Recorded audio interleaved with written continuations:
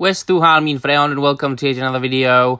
With the sudden spike in interest and popularity of John Ronald Reuel Tolkien, thanks to the infamous upcoming The Rings of Power by Amazon TV show, I thought I could take you back to the roots, to Tolkien himself, and focus on him, which is of course a positive thing.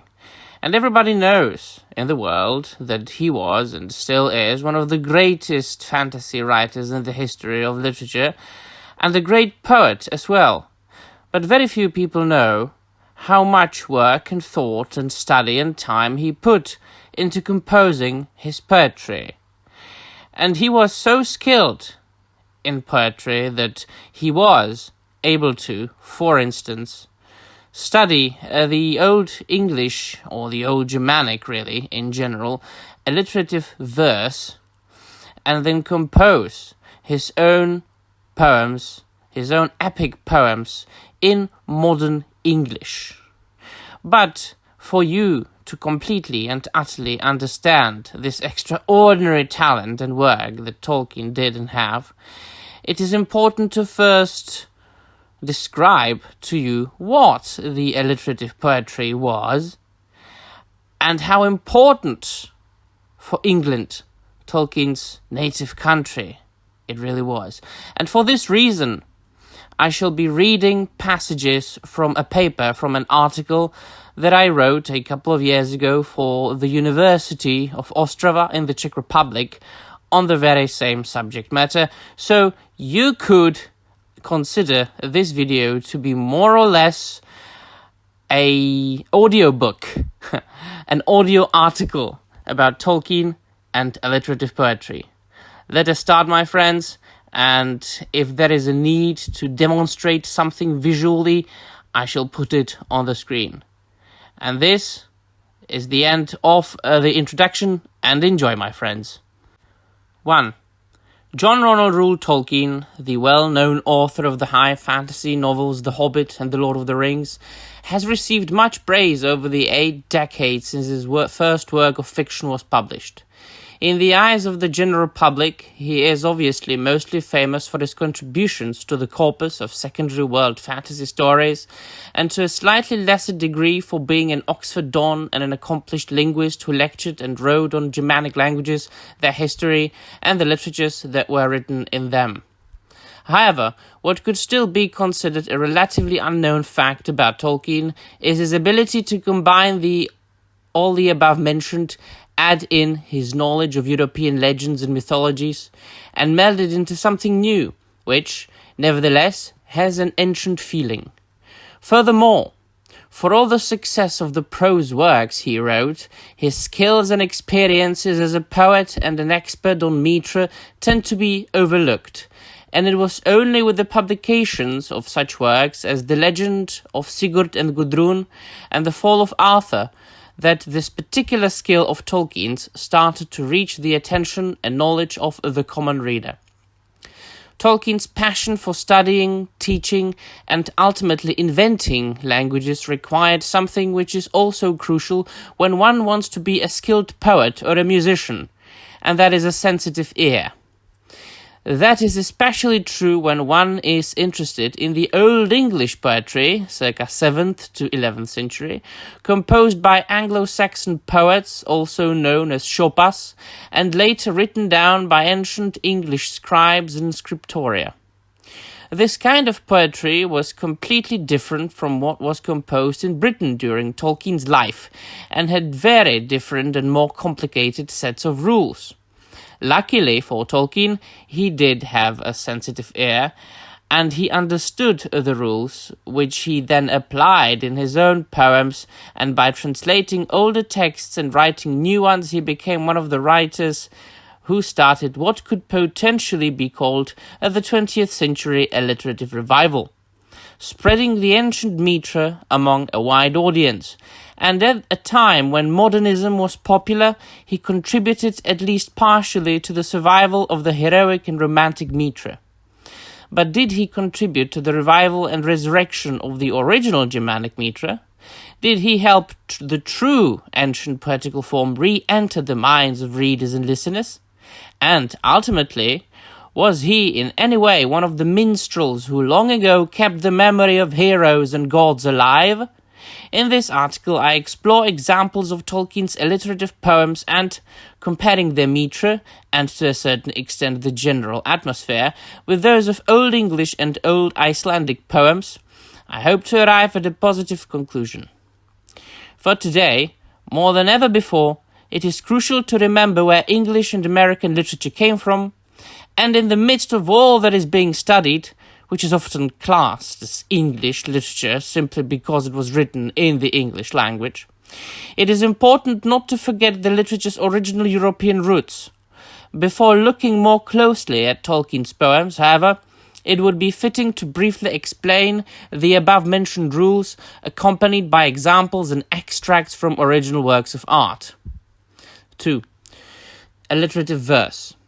The poetry I analyze in this article is oftentimes called alliterative, and that is because one of the two most prominent aspects of it was the use of alliteration, or head rhyme, which is when two or more words within a verse begin with the same sound. Indeed, the important word here is sound, for alliterative poetry was first disseminated orally.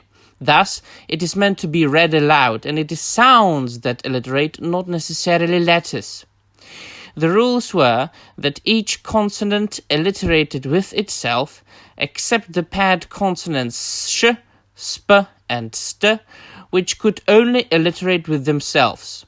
Which means that, for example, skyld can alliterate with shoving, but not with stan, and any vowel could alliterate with any other vowel.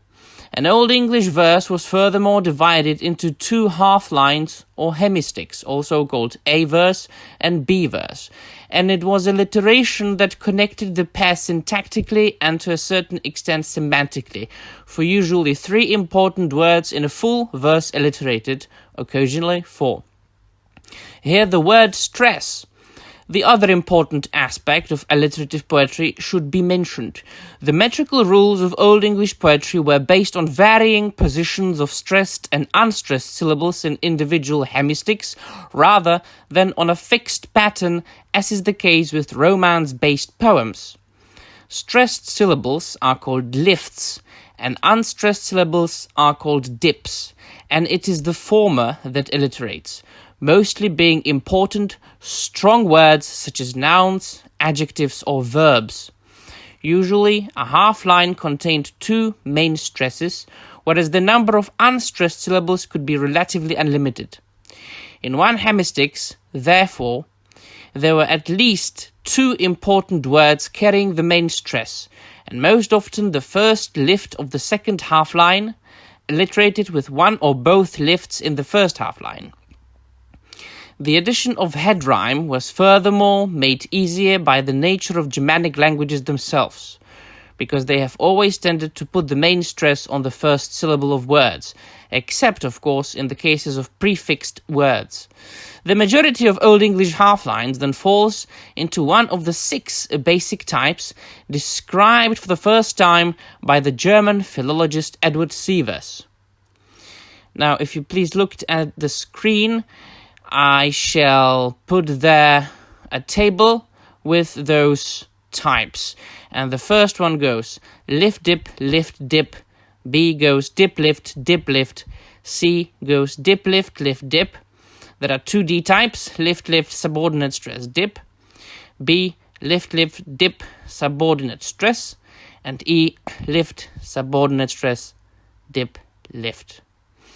And Tolkien, in one of his essays, demonstrated these types on examples. So the first one goes knights in armor, the second the roaring sea, third one on high mountains, and D.A. bright archangels, D.B. bold and brazen-faced, E. high-crested helms. It could be said then that stress is an inseparable part of Old English poetry, whereas alliteration itself, although important and most certainly prominent, is not fundamental for its metre. If a poem was written blank, i.e. without using alliteration, the metrical character itself would remain unaltered. C.S. Lewis said that Old English verse had a structure that could stand alone, and that alliteration was no more the secret here than rhyme is the secret of syllabic verse. The main metrical function of alliteration was then to link the two hemistichs together. It needs to be said here that there were exceptions to the metre, although they only appeared sporadically and almost always served a purpose, such as balancing the half-line, substituting unstressed syllables, etc. The most common variation is called anacrusis and is chiefly concerned with the A type, where it was possible for the poet to add one or two unstressed syllables before the first lift of the A verse. In B verses, however, it was seldom used, and C.S. Lewis in his essay on Old English metre states that any modern poet trying to write in this metre should avoid it. He further provides an example in modern English of what anacrusis looks like in practice. The line "Merry were the minstrels" is a representation of an unaltered A-type, which could be varied thus: "And so merry were the minstrels." The fact that a half-line could contain a relatively unlimited number of unstressed syllables, a factor that could also count as a variation of any of the patterns, has already been mentioned. Concerning lifts, if there was an apparent difficulty in finding two that would fit into one of the first three patterns, a subordinate stress could act as a major lift. Furthermore, a single lift could be separated into two syllables, the first short and stressed, and the following one unstressed. An advantage here was that many compound words in Old English bore a secondary stress. The range of words which the poets could use was therefore wide, and even more so if we take into consideration the fact that many a personal name contained a subordinate stress in its second foot, such as Birtnoth, the Anglo-Saxon leader from the Battle of Maldon. Now that the metrical rules of Old English alliterative verse have been explained, it will be fitting to demonstrate them graphically. The following example has been taken from the poem The Battle of Brunanburh in its original Old English form, followed by a modern English translation by yours truly European Law, or Sebastian Komarek, and markers of individual metrical features have been added. Alliterating sounds are in bold, and the primary stresses are marked by the sign X. Herr Ethelstan König, ladrichten beorna beachiva, and his brother Eak, Edmund Edeling, Ealdor Langnetir, Jeslagon at seke, swerda edchum umbe Brunanburh.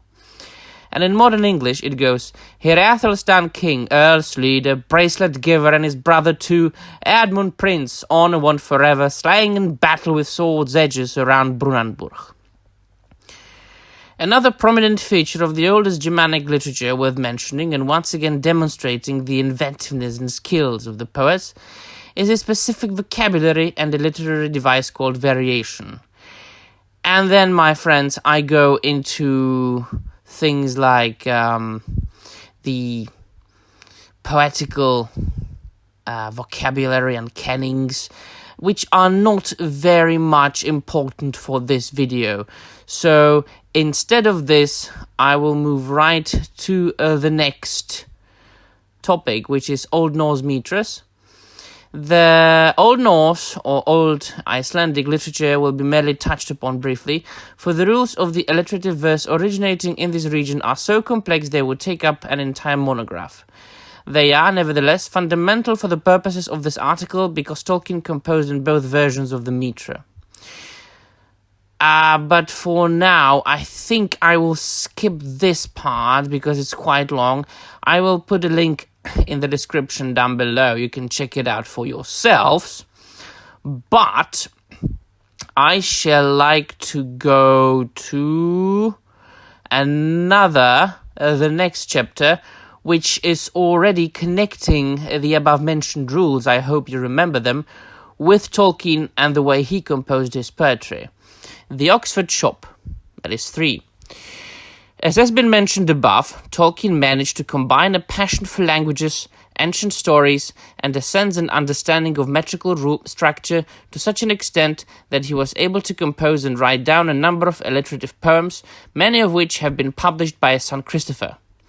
Whether they are dealing with the lore of a secondary world or matters of the primary world's history and legend, the analyzed examples below give evidence of Tolkien's skills in the formal, technical, narrative, and metaphysical aspects of composing poetry. 7 excerpts in total shall be presented, with lifts and alliteration marked in bold, followed by an analysis according to Siever's rules and concluded by a brief commentary upon the metrical structure and, if such a case occurs, upon the use of the semantic linking, and that is referring to something that I skipped for now. But let us move on. In the light of the fact in the paragraph above, it will be appropriate to begin with the long narrative poem The Fall of Arthur, whose story deals with the last days of the legendary British king, his war against the Anglo-Saxons, as well as with Mordred's betrayal. Furthermore, the poem is composed in what is called the Beowulf metre, formally nearly identical to the longest Old English epic poem. This combination of Celtic and Teutonic elements, i.e. a modern rendition of the Arthurian legend written in a proper Germanic alliterative verse, results in a work of art connecting more than 1,000 years of the history of the British Isles. The first passage describes Sir Gawain, a knight of the Round Table, encouraging Arthur to hasten and go into battle against his treacherous and rebellious bastard son Mordred. Now I shall read out a passage from Tolkien's poem The Fall of Arthur, and it can be compared with the passage from the Battle of Brunanburg that I have already mentioned, and you can see that the structure, the metre, is really very much the same. Here, free and faded, is the flower of time that men shall remember through the mist of years as a golden summer in the grey winter. And Gawain hast thou, may God keep us in hope allied, heart united, as the kindred blood in our bodies courseth. Arthur and Gawain, evil greater has fled aforetime that we face together. Now haste is hope, while hate lingers, and uncertain counsel secret ponders. As wrath as wind let us ride westward, and sail over sea with sudden vengeance. Here you can see the very boring analysis of the verses, but this is the note that I wrote. The extract above gives evidence of the precision with which the poem was composed. As far as its metrical structure is concerned, it is divided into series of hemistichs, each containing 2 main lifts and 2 dips consisting of variable numbers of unaccented syllables. Furthermore, all the half-lines fall into one of the patterns described by Edward Sievers, in this case namely A, B, and C, out of which 12 are the A-type, 7 are the B-type, and 5 follow the outline of type B. We can skip to alliteration. In terms of alliteration, the poem follows the series of ancient rules correctly as well, for 2 to 3 stressed syllables in each line alliterate in such a way that each consonant alliterates with itself and vowels alliterate variably. The only 2 exceptions are represented by lines 6 and 7, where instances of crossed alliteration occur. We can move to another example, which further proves that Tolkien really did a hard work and research, and he pondered over it for a long time and composed the poem according to the ancient rules of alliterative poetry.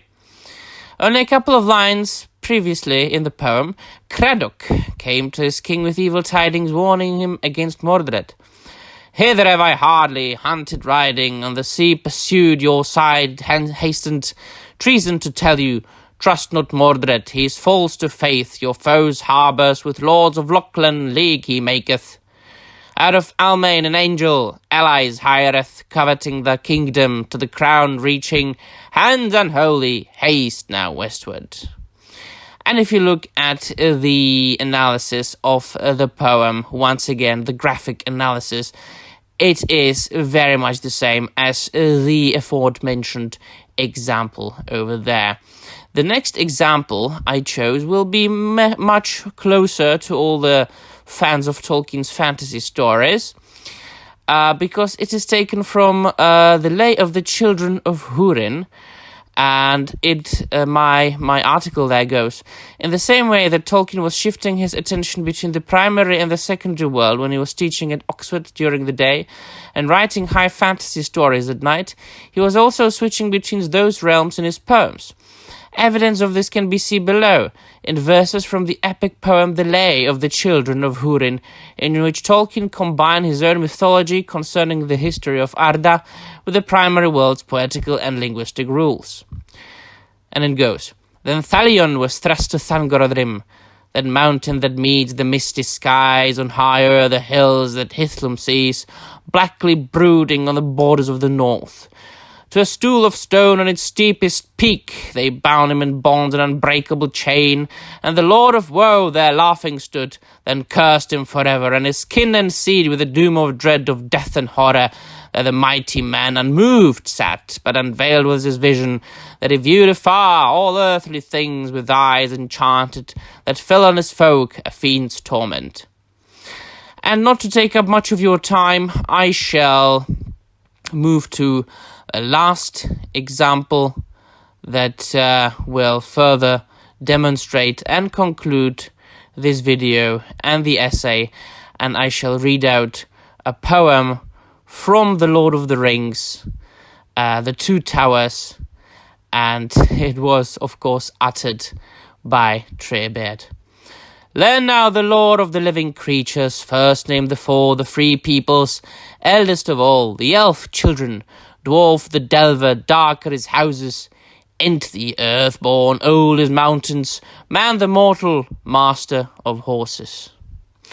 And when I think of it, I think that the last passage I should read is Theoden's lines that he uttered in The Two Towers. And even though they are not a poem, it's just a war cry, they follow the same pattern. After all, the Rohirrim were based on Anglo-Saxons. Arise now! Arise, riders of Theoden! Dire deeds awake, dark is it eastward. Let horse be bridled, horn be sounded. Forth, Eorlingas! So, this was a lengthy video of me reading entire passages from my article that I published a couple of years ago for the University of Ostrava, and I know that for a lot of you it must have been very tedious, but by this I wanted to prove and show how much work, how much time, and how much love for old Germanic history, old English history, and indeed the ancient European history Tolkien put into his books, into his poems, and that he should be remembered not only as a guy who wrote something that people are adapting right now and making disasters out of it, but as a true treasure of the history of literature, and that we should remember him the way he was, and that we should not forget who he was, and that maybe Amazon should think about what they're doing right now, and not to, well, poo on his legacy. So let me know in the comments down below what you think, my friends, if you've liked the poems, if you've read them, if you're going to get them, and what do you think about all this, and Tolkien's exquisite poetic skills. And that will be all. Thank you very much for watching. Don't forget there's a link in the description down below, both to the article that I was reading from and to my upcoming book, in which I wrote my own alliterative poems, unfortunately for most people in the Czech language, so it's only for my Czech viewers and my Slovakian viewers, but the rest of you, thank you very much for watching, and na Marie.